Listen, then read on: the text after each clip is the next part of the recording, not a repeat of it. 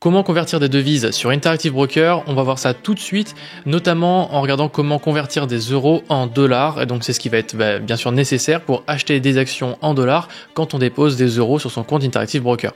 Donc moi je vais vous montrer sur mon portefeuille. Ici en cliquant sur portefeuille, je vais aller dans mon rapport de trésorerie et je vais voir la composition de mon portefeuille, surtout en trésorerie, donc c'est-à-dire le cash que j'ai.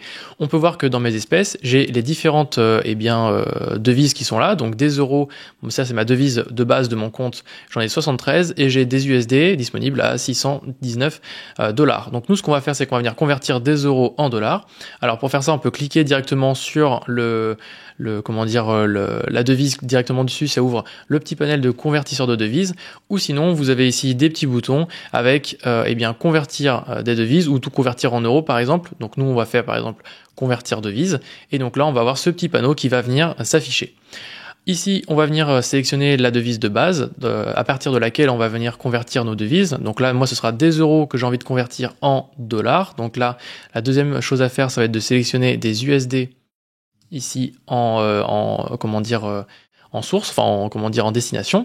Et on va ensuite mettre le solde qu'on va vouloir convertir. Donc moi, j'ai actuellement 73,36 €. Si je mets ce montant-là, donc 73,36 par exemple, donc là je vais essayer de convertir exactement tout ce que j'ai en devise, donc là clairement je ne peux pas.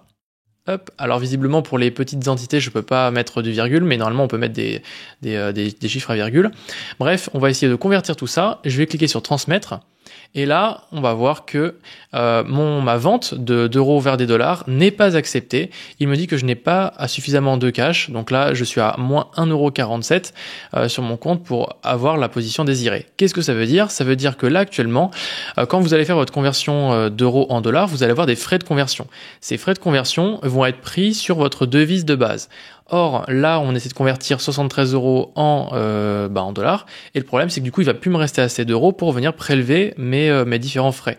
Donc, je vais devoir convertir, par exemple, que 70 €. Et donc là, dans les 3 € restants, je vais avoir mes frais qui vont venir être amputés. Donc, on va venir transmettre l'ordre. Ici, l'ordre a été envoyé. On clique sur effectuer. Et donc là, voilà, ma devise a été traduite. Donc là, on peut dire que j'avais déjà 73 € et quelques. Il me reste plus que 1,50 €. Donc j'ai à peu près payé 1 € et quelques de frais de transaction, enfin de frais de conversion. Et donc j'ai bien mes dollars qui ont été crédités de l'autre côté. Donc là, avec ces dollars, je vais venir pouvoir acheter des actions. Donc voilà comment convertir des euros en dollars. C'est la même chose côté dollars en euros. En cliquant sur le symbole, on choisit dollars à convertir en euros et on transmet notre ordre au marché. L'avantage avec le Forex, c'est qu'on peut convertir notre monnaie n'importe quand, n'importe quelle heure, donc ça c'est plutôt pratique. Par contre, vous le savez, les actions, elles vont être disponibles à l'achat quand on le souhaite.